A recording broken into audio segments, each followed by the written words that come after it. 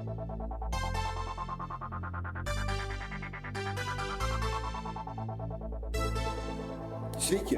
aš esu Rimantas Dudonis.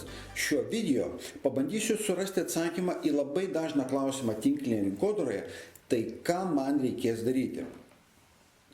Šis klausimas ir atsakymo į jį variantai panašus į situaciją, kai du laimės ieškotojai sėdi ant plačios ir sraunios upės kranto, abu žino, kad kitame krante yra tai, ko jie ieško, ir vienas iš jų klausia, ką dabar darysim? Atsakymas paprastas – eisim į kitą pusę.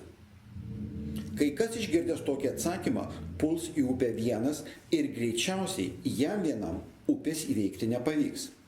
Kitas pasakys, kad tai išvis neįmanoma ir apsisukęs nueis atgal.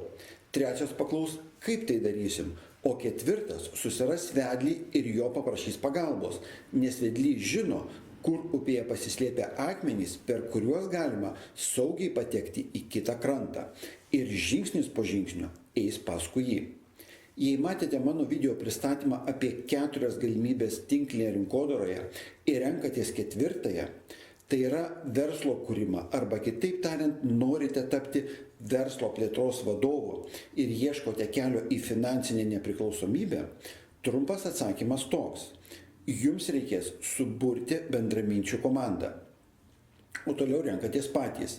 Ar iškart puolate dirbti, nes galvojate, kad jau žinote tos 3, 4 ar 5 kandidatus į savo komandos narius, kurie anot jūsų tikrai nori pakeisti savo gyvenimo kokybę, todėl tik ir laukia panašaus pasiūlymo. Bet taip galvojate tik jūs, jie patys taip negalvoja. Ir todėl po pirmųjų nesėkmių jūs tikriausiai labai greitai nuspręsite, kad su tinklinė rinkodara išvis neverta prasidėti. Kitas variantas – paklausite patarimo tų, kuriems po pirmų 3 bandymų jau nepasisekė. Ir su jų pagalba nuspręsite, kad ši veikla tikrai ne jums. Kaip jūs galvojate, ką patartų muzikos mokytojas savo mokiniui, kuris panorėtų tapti bėgiku?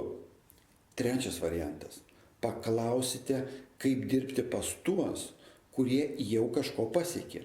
Pasiskaitysite literatūros ir veiksite patys. Finalas greičiausiai tas pats. Jums nepavyks. Ir ketvirtas variantas.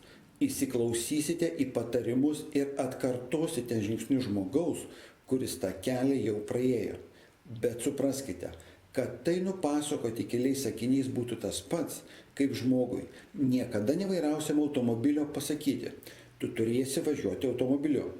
Ir duodant raktelius trumpai paaiškinti. Užvesk motorą, išmink sankabą, įjunk pavarą, atleis stovėjimo stabdį,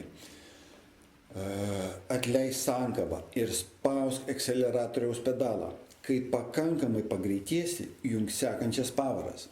Ir dar, kadangi kelyje reikės pravažiuoti keletą miestų, prieš tai pasiskaityk kelių eismo taisyklės. O gal jūs taip mokėtės vairuoti?